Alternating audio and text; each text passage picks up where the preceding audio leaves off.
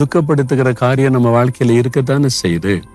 இப்ப ஆபிரகாம் தேவனால் அழைக்கப்பட்டிருந்தாலும் அவருடைய வாழ்க்கையில ஒரு குறைவு இருந்தாரு. அவருக்குள்ள அது ஒரு துக்கமா இருந்துகிட்டே இருந்தாரு. இந்த குறைவு எப்ப மாறும், ஆண்டோடைய வாக்குத்தத்தம் எப்ப நிறைவேறும் நீ.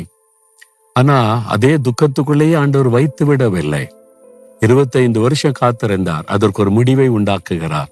அவனுக்கு ஒரு குழந்தையை கொடுத்து நிந்தையை மாற்றி குறைவை நிறைவாக்கி துக்கத்துக்கு ஒரு முடிவை உண்டாக்கிட்டார்ல ஆண்டவரு. தாவீதை பாருங்களேன், இளம் வயதுல கோலியாத்தை வீழ்த்தினார். அதன் பிறகு நிறைய வெற்றி பெற்றாலும் இன்னொரு பக்கம் சொந்த மாமனார் கொலை பண்ண தேடுகிறார். தொடர்ந்து பாத்தீங்கன்னா சொந்த மகன் கொலை பண்ண தேடுகிறான். அந்த மாதிரி நிறைய துக்கம், நிந்தை, அவமானம், கேவலமான பேச்சுகள். ஒரு ராஜாவா இருந்து இதெல்லாம் கூட அவர் சந்தித்தார். இந்த துக்கம் எப்ப முடியும் என்று சொன்னால் தேவன் அதற்கு முடிவு உண்டாக்கினார். அவரை துரைத்து கொண்டிருந்த மாமனார் ஒரு முடிவை உண்டாக்கி அதிலிருந்து விடுதலை கொடுத்தார்.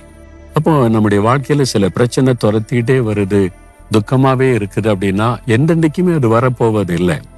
ஆண்டவர் சொல்றார், உன் துக்க நாட்கள் முடிந்து போய். யாருக்கு தெரியும், இன்றைக்கு முடிவை உண்டாக்குவார். விசுவாசிங்க.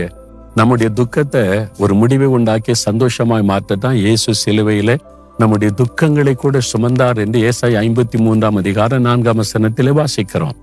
அப்போ உங்களுடைய துக்கங்களை, உங்களுடைய பாடுகளை சிலுவையில இயேசு சுமந்திருக்கிறார். ஏன் துக்கத்தை சுமக்கணும்? நம்முடைய துக்கத்துக்கு முடிவை உண்டாக்கத்தான். அப்ப இன்றைக்கு உங்களை துக்கப்படுத்துகிற காரியம் என்ன? ஒரு குறைவு, மனுஷரால் வர பிரச்சனை, ஏளனம், ஒரு வியாதி, ஒரு கஷ்டம், ஒரு தேவை, என்ன காரியம் எதுவா இருக்கட்டும், ஆண்டவரே இந்த துக்கத்துக்கு ஒரு முடிவை கொடுங்க. நீங்க வாக்கு கொடுத்துட்டீங்க, எனக்கு முடிவு வேணும், ஒரு அற்புதம் செய்யுங்கன்னு கேட்குறீங்களா? அப்படி இருதயத்துல கை வைங்க. தகப்பனே, உன் துக்க நாட்கள் முடிந்து போக நீ வாக்கு கொடுத்திருக்கிறீங்க. என்னை துக்கப்படுத்துகிற காரியம் இதுதான், இதுக்கு ஒரு முடிவை உண்டாக்குங்க.